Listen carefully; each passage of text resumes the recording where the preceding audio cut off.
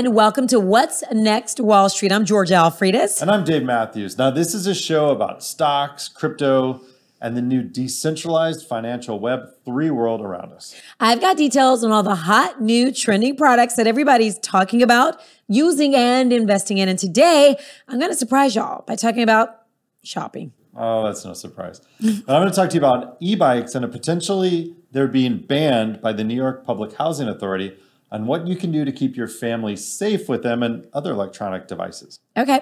We've got Greg Krause, lead instructor at OptionsPlayers.com as our expert. Now, Greg charts a lot of these companies, and those chart indicators can show where a particular stock is headed so that it's easier to target investment potential. So what Greg does is combine technical analysis with fundamental knowledge. Now, our goal with all this is to provide you with education, information, and tips to help you become a more informed trader. Yep. This will give you a tailored trade plan so that you can stay up to speed with what's next on Wall Street and stack some gains. That's it. So listen, you can email us at OptionsPlayers.com or you can hit us up on social media at What's Next Wall Street with your questions. We can also direct you to instructors and experts over at OptionsPlayers.com. What they do is dig into trading fundamentals.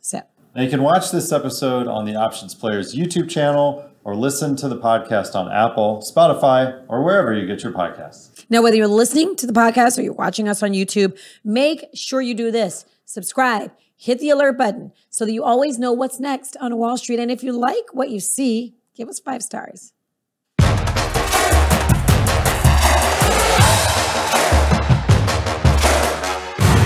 Inflation?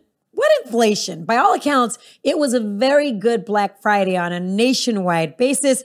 While numbers aren't really in yet for traditional brick and mortar store purchases, online sales totaled more than $9 billion. Wow. And that's a record.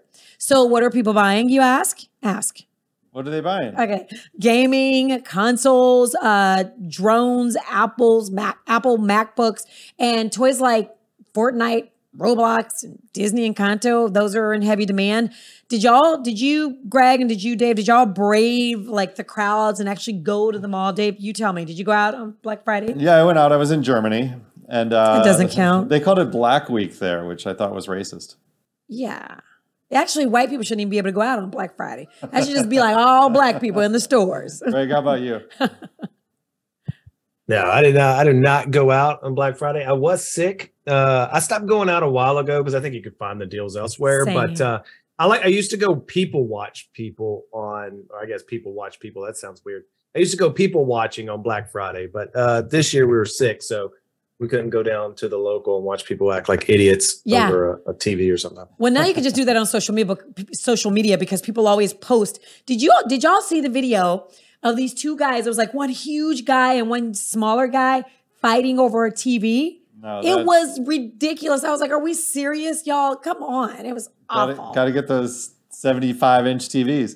I did want one of those new pocketable drones, but since I have like 3 others, like hard pass. Okay, official Cyber Monday sales numbers are still being crunched, but spending is expected to hit another record. Adobe Analytics projected online shopping would top $11.2 billion. Now, if that pans out, it would represent a 5.2% increase over last year. Okay. That's despite retailers moving toward tighter return policies for online purchases. And supply chain issues? What supply chain issues? I know my stuff is already arriving in a green way thanks to the new electric Amazon Rivians I've spotted in New Mexico and Dallas. I've been seeing them too. Yes, it looks super cool. Super cool. Well, advertisers aren't buying on Twitter, at least. Elon Musk says Apple has stopped most of its advertising on Twitter. Now, Musk is accusing the tech giant of censorship and asked if they hate free speech in America. Oh my gosh. See, here's the thing, Elon. Apple requires all of its apps to be safe. In contrast, you have fired all the people responsible for content moderation. I love this drama. The richest man in the world beefing with the richest company in the world. That's Bring it on. That is funny. What I mean? So Musk says Twitter has seen a massive drop in revenue since his $44 billion buyout and blames activists for pressuring advertisers. So listen here, I'm just going to say this. Musk can pick on Apple all he wants, but there's a long list of major advertisers that have jumped ship and told him to kick rocks.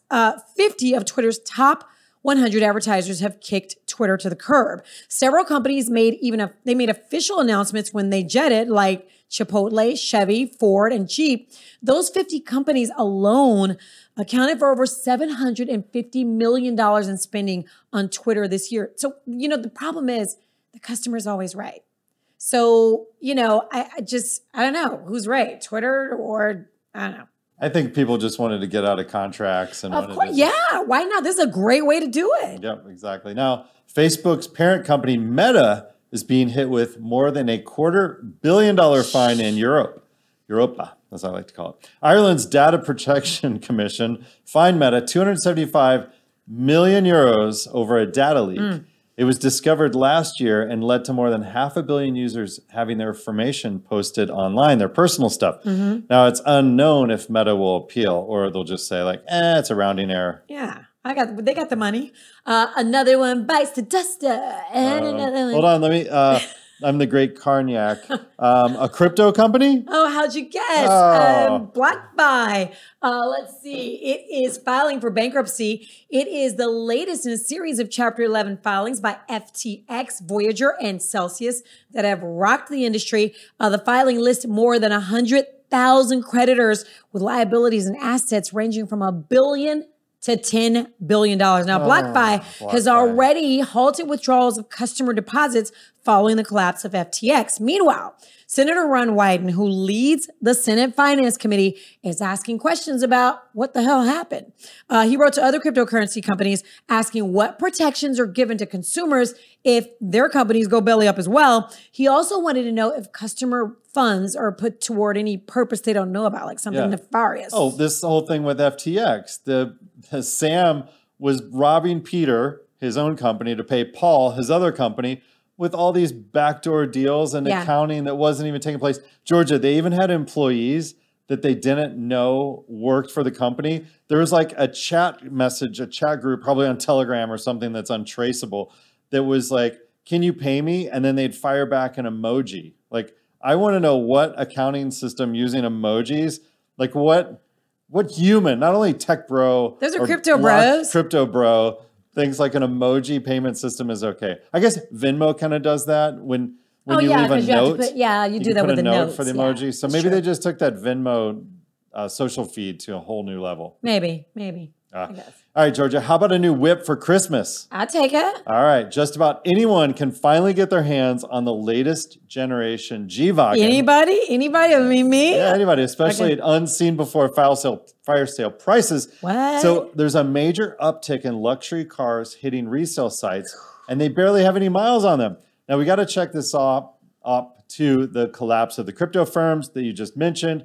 It seemed that crypto bros can't afford gas these days, much less the payments or insurance on the high-end cars they were bragging about all over social media. Almost brand new G-Wagons, McLarens, Lambos, and the like are selling for about 30% less than last year. I still can't afford it. That still makes it like $120,000. Right? No.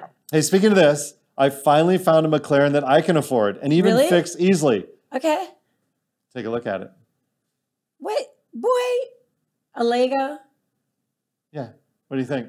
Oh my gosh. A Lego McLaren. You're crazy. Yeah. Still though, that's too many parts for me. Yeah. Way too many parts for me. Yeah, well. Isn't that a video?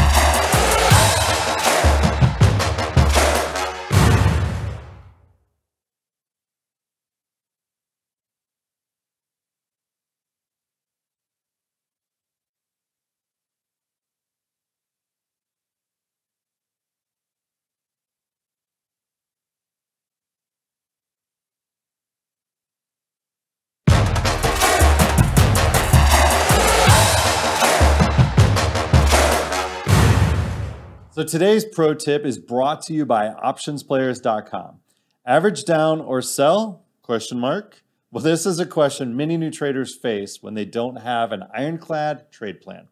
A lot of new traders will enter trades, and when the trade goes against them, they buy even more, which averages down, and hope it turns into the direction they were indeed hoping.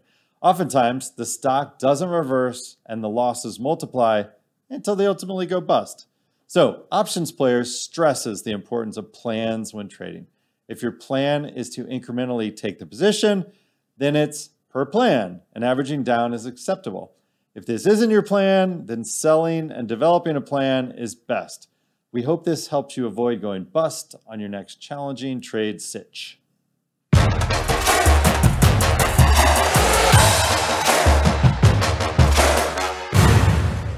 All right, y'all, this is the part of the show where we get to hear from you. You can always hit us up on social media at What's Next Wall Street, comment on our YouTube page, or email us at WNW@OptionsPlayers.com. So this first email comes from Susan from Options Players Chat, who asks, are we at Goldilocks yet? With Congress split and wins for both parties, everybody's happy about something, data softening and dollar down. Could this turn into more than a bear market rally and just a seasonal rebound? Can we discuss potential leadership if and when we get a new bull market? Thanks. Icy cold Susan in Austin, Texas. There's nothing icy about Austin, girl. Stop playing, Susan. And by the way, I have no idea what you mean by softening and dollar down, but hopefully Greg does. Greg, do you know what she's talking about? Was it a typo or is that something? I think that I don't know. I think it was icy cold Susan, not Susan in icy cold Austin. Like but whatever that means. I was listening to you and it kind of got a little weird there. Goldilocks, what? I don't know exactly what she means by that. I guess you consider a Goldilocks maybe economy, like it's not too great, it's not too bad, it's just right, maybe. That's okay. Goldilocks. Oh, yeah. I That's like right. that. That's the 50-50. Yeah. Okay. Yeah. This soup is perfect, by the way.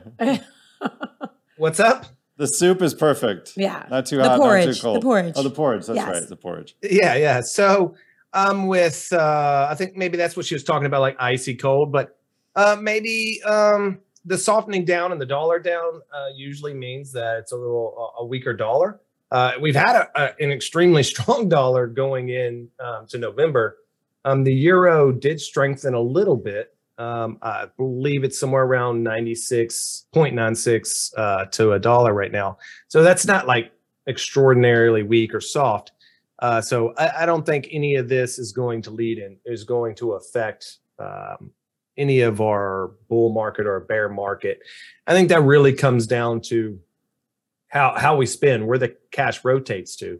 I still believe that like today, I know we record this a couple of days ahead of time, but currently, if you're watching live, we have Powell come out and say they might not lower interest rates, but reduce it to maybe 0.5 instead of 0.75. Yeah. And the market did rally a little bit. I believe it was up to about 4,700, or SPY would be sitting at like 407 or something like that right now, I believe. Mm-hmm. So 40.70. But we'll see. I think we are still cold on the market until that actually returns. Overall, people aren't spending as much money. You don't see real estate going crazy, and it's a global thing. So we'll see how this turns out this Christmas. You see everybody talking about record revenue, and things like that. But are we accounting for all this major inflation? If you went up 5%, did you really go up 5% when the money went down 8%? You kind of get what I'm saying? Yeah. So also leave that in there, because they might have record revenue, but the cost of goods also cost a records amount also for those individuals. So it really comes down to the bottom line. So I don't know exactly what that's going to look like, Susan. I didn't get the leadership part of your question. Politically wise, I love chaos, and I would have loved to seen, just GOP take both parties just to create chaos. That's just me. But the best case for this country realistically and the market was the split parties. So probably not going to see something too dramatic. We've been very unvolatile, which I don't like, but that's, I guess, good for the market. What's wrong with Greg? He literally said he likes chaos. Greg's got a 9mm in his backpack at all times. Yeah, he's like, he's please just waiting. try me, make my day. Wait, hold on. Those of you watching at home, what's that in your right hand? Oh my gosh. Yeah. See what I mean? All right. He loves chaos. Now we know why. He's got the lead to pan it down. So pat it down, rather. All right. So Eric from Options Players Chat, 2 chatters. Thanks, guys and gals. He writes, FTX may have more than 1 million creditors. Do you believe that? That's 10 times more than what the company said when it filed for Chapter 11 recently. Will this situation be felt in the stock market past the initial announcement phase? Now, look, I don't know how many credited company investors it was. This was just a bunch of tech bros. Greg, were there any talks about any mortgage companies like using FTX as another way to buy into their collateral, or what? A million creditors, they're just all, people, right? Yeah, I mean, I think we won't really know exactly how bad it got until later. I don't think it was actually FTX. One of their subsidiaries were actually the ones that were raising all this money. I mean, you had major investors putting good amount of money into this. I mean, it really comes down to, if something seems too good, it probably is. And that is when you see a young kid that has nothing and he's making money in crypto using your money, and he's out there spending it like crazy, you should probably think in your head, where's this little guy that looks like he just slept in a dumpster getting this money from? Or his girlfriend who looks like, I don't want to be mean to her, but it is what it is. And let me tell you, in business, I want you to go find a CEO or especially a CFO that looks like they eat out of the garbage. Okay. Well, I know a CEO in this room right now who's wearing, Greg, there's a CEO sitting in this room. They don't exist. I was just going to say, there's a CEO of a company sitting in this room. I swear I've seen these gray sweats at least twice, 2 days in a row. He just walked out. And some fake Adidas. Okay, so we're not going to make fun of the teleprompter guy, but okay, let's talk about this. How many multi-billion-dollar companies with CEOs or CFOs or that? I don't want to say there's a dress code or there's an appearance, but there is. And I'm sorry, if you gave that person your money, it is what it is. You lost it. I'm laughing at you. I don't want to cry. I don't want to hear no crying about it. You knew crypto was dangerous. It's in it when you bought it. That's why you got into it, to make the big money. But to make big money has to be big risk. And guess what? It got you. The risk was high. And what's funny is when the CFO goes, I don't use big math. I mean, what? Yeah. And that was also the emoji payment system we talked earlier about, right? So, and this is why you can go to autotempest.com. You can find all the cars that these tech bros used to use and drive around, or barely use, because they were staying in their mother's basements and they didn't drive much. The other thing is, by the time this show airs, I'm going to be in Art Basel in Miami, and all of the clubs and everybody who had like crazy bottle service, because it turns out that show became a huge crypto show. Sure did. And everybody's talking about NFTs, and traditional artists are getting in the NFT game.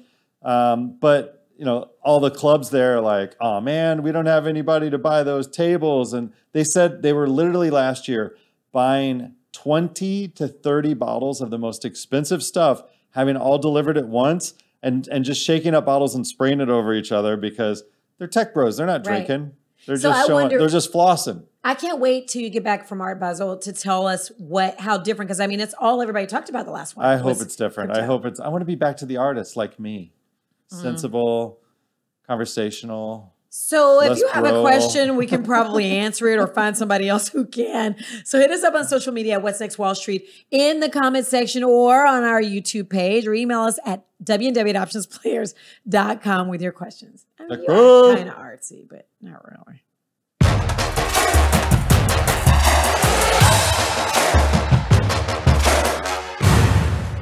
All right, so my old town for a half dozen years, and maybe even teleprompters guy, original home state, the Isle of Manhattan, may ban e-bikes from public housing due to fires that are increasingly happening with these things.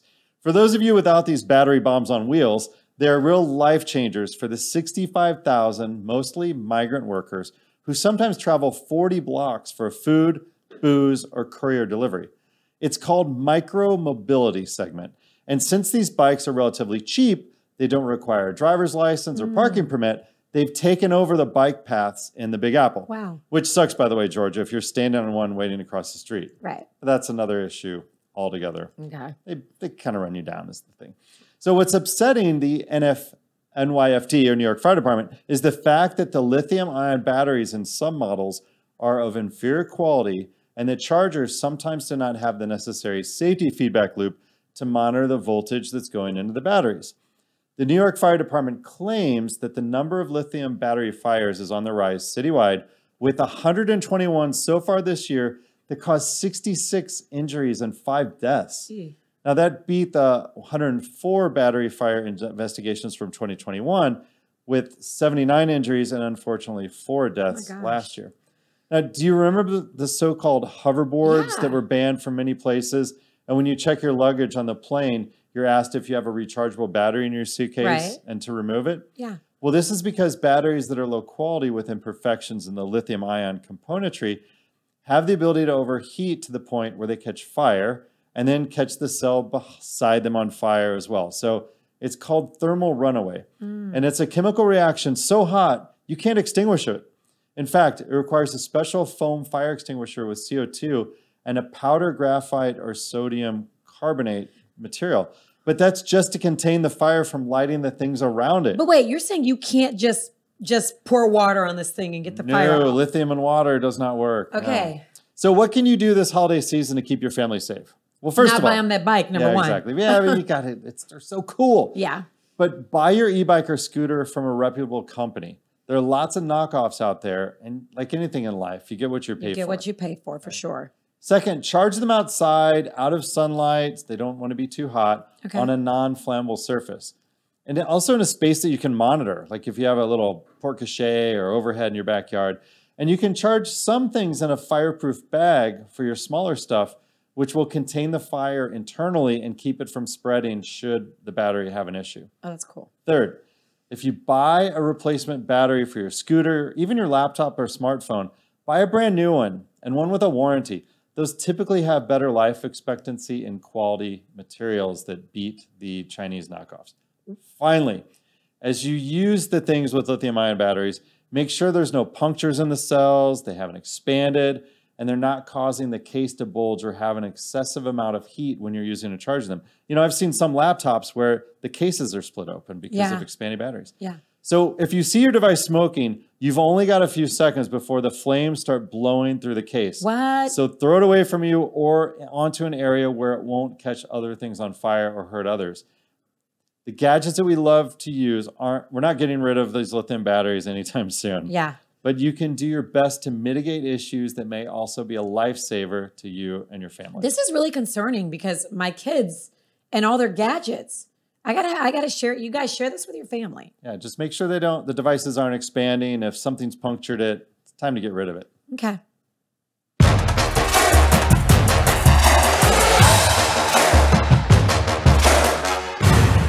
Okay, Dave, let's talk about something that is near and dear to my heart. Being a hippie, saving the world? That and also, no, shopping. Oh, okay. I'm that stereotype. I accept it. You know what? It is what it is. I shop, as Greg would say, it is what it is. I shop all the time for everything. Stuff for the kids, for my fur babies, the house, the yard, you name it. And I am the one in my house who shops, right? So, you know, I shop for it. So surprisingly, I did not do a lot of shopping during Black Friday or Cyber Monday, like you said, Greg, mostly because I saw the same sales that I saw during the year. Now, I'm glad everybody else shopped. I mean, it's great. It's good for the economy. Or is it? A lot of people used credit cards or they took advantage of buy now, pay later plans.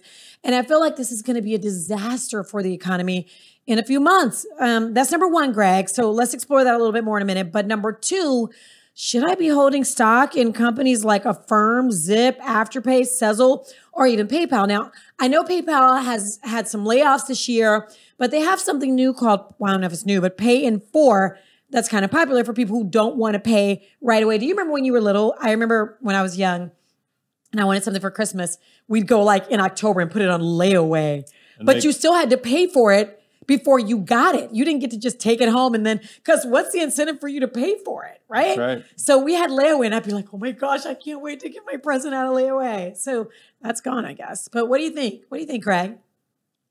The first one, do I think it's going to be a disaster to the economy if there's a bad? I think it's where we're at right now. You know, a little bit slowing down.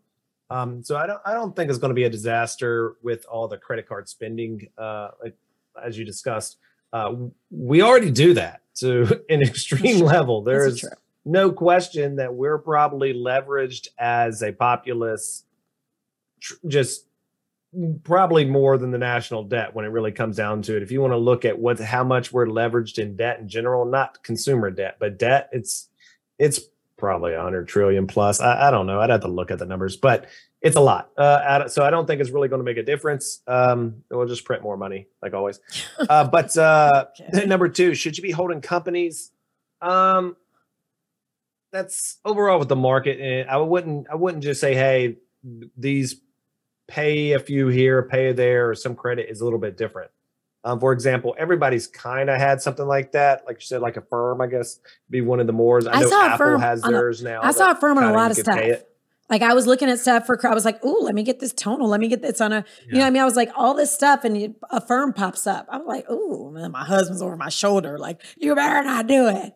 But I'm sorry. Yeah. So, I mean, if a company can allow you to purchase something and not really charge any extra for it and you to pay it off 4 times, that means their turnover on their capital is a lot longer. So, I mean, as a finance person that understands finance and knows how to do complicated math, FTX, when you're looking at that, so, hey, if I sell something, when do I actually receive that cash in my funds? We track that number. So one thing you do is if you don't have to use a firm or use something like that, call them or do whatever and say, hey, I don't want to pay this 4 times out. What discount can you give me if I just pay it all up front? I bet you money they'll give you 10% just for calling and asking. All right. But not everybody will do that. But I do know one person that wears gray sweatpants that will definitely get 10% at a 10% off sale. All right. Yep. But That covers to buy tax, a Zip Greg. or something or PayPal or something Tax like is almost that, I don't really 9%. know. I wouldn't say, I mean, just in the market, I wouldn't go off of that.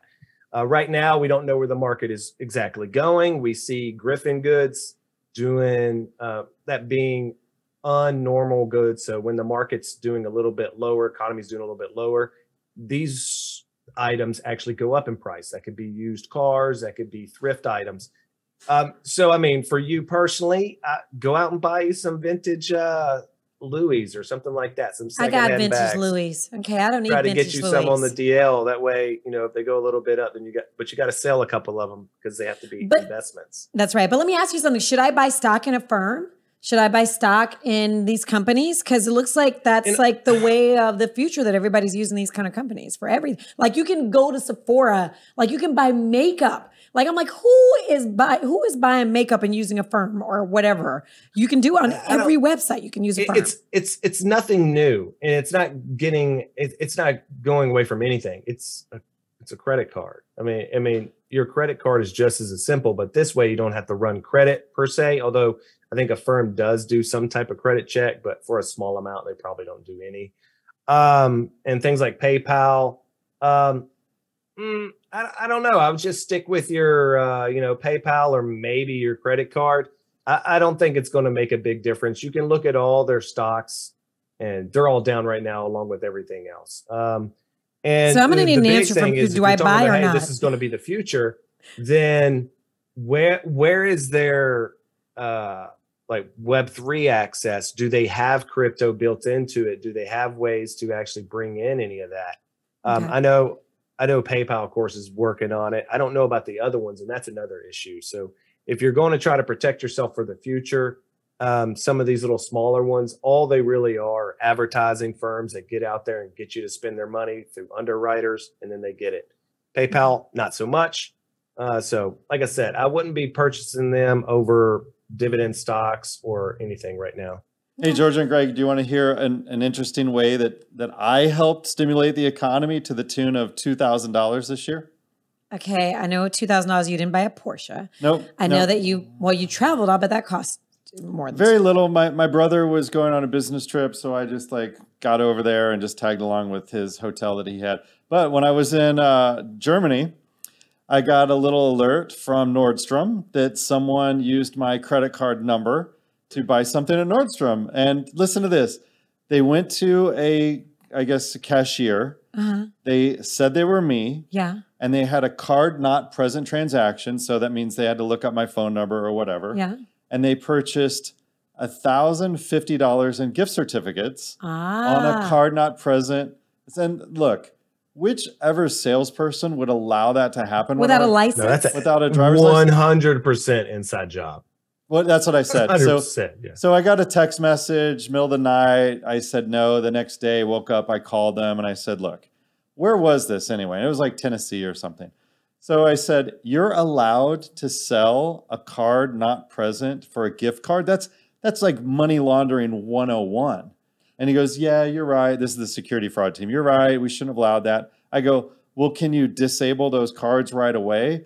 Well, I don't know if we can because it's different numbers. I'm like, it's the perfect crime. Yeah. Right? Are you telling us how to get away with the perfect crime? Well, and listen to this. It gets better. When I got back from my trip to Europe, I don't know if I told you this. I went to Europe. How many times did you go to Europe? Not how many times did you tell me? Anyway, go on. So when I got back, I felt a thick new, multi-page document in the mail, and I opened up, and it was my brand new Gap credit card. I'm like, who am I, Georgia? Right. I don't need a Gap card. Oh, Gap's I don't the have bomb. any I'm going there when I chillins. leave here. I don't have any Get those Yeezys. So I open up the card, and there it is. Welcome to your new Gap account. And I had a nice $800 charge on that. Oh, my in gosh. Illinois and Indiana. So I called Barclays and said, hey, I just got back from a trip, and you could imagine how excited I was to get the credit card I didn't sign up for. And I said, look, someone obviously has my social security number, so let's get this wiped out and figured out. And I asked what he bought, and he wouldn't tell me, the agent wouldn't tell me what they bought, but they used my name and address in Texas to send the bill to. So I think that was nice. Like, well, that was so sweet of them. well, So hold kind. on. Maybe for the Christmas spirit, I should just pay that $800 bill. Oh, I for wish them. you would. But let me. Not doing that. But Dave, But I immediately shut the card off because it was going to get run up again. But Dave, you are this guy who has like all these firewalls, and how did they get through you? Yeah. So I'll tell you what happens when you sign up for a cell phone service, or even think about your social security number is used everywhere now, even at the doctor. And I got to tell you, when I had my rhinoplasty, I had a perfect new nose. Sorry, just kidding. I had a deviated septum fixed, and they wanted me to write down my social security number. I know you gave them on hell. the paper, and I gave them hell for that because look, those papers, they're probably not being shredded. They're probably seen by multiple people. And because your social security number, or mine in this case, it was seen more often than not, someone got this data, and it's probably through a database breach. How many times do you get an email from your cable provider or your cell phone hello, provider? Meta. And Meta's releasing data too, but Meta doesn't have your social security number. And the problem is with this SSN, this number out everywhere, people can look on online databases, find your address, and then now they have everything they need to do credit fraud. Now, luckily for me, this was under a $2,000 bit of fraud. And I called right away to get those cards shut off. But if you're not paying attention, someone could buy a house or someone could buy a car.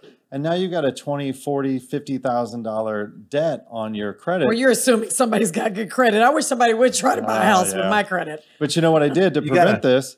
I went online. I went to Experian. And you can go to freecreditreport.com. And I put what's called a freeze on my accounts.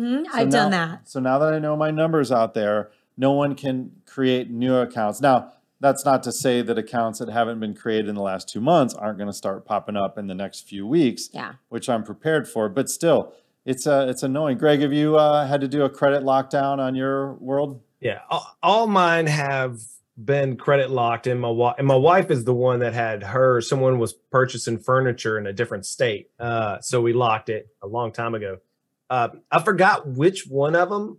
Some of them you can kind of just get on their little website and unlock it. The other one, you need like this 50 key, alphanumerical key to unlock it. And I lost it. It was a pain to get, but we lock them all the time. Yeah. It's always a little bit of an issue when we want to do something, we have to unlock it. But I think that's most of the time, better. the creditors don't even ask. And I think in this regard, because data is getting leaked at unprecedented levels, I'm going to do a tech tip on this in the future.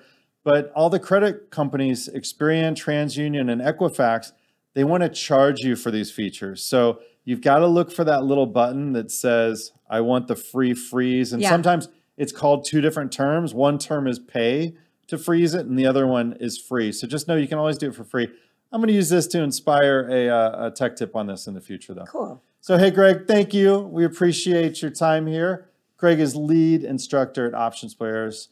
And we appreciate him being with us today. Yes, we do. Remember, if you've got questions, we can try to help you answer them. And we would love to hear from you. We love when we get emails from y'all. So email us at WNW@OptionsPlayers.com or hit us up on social media at What's Next Wall Street. Easy to do. Yep. And if you're listening to us, you can watch us on the Options Players YouTube page or listen on Apple, Spotify, or wherever you get your podcast. Now, make sure you subscribe, hit the alert button so you get current training info as soon as it drops. I'm Dave Mathews. And I'm George Alfredas. We will see you next time on What's Next Wall Street. Ja, Deutschland.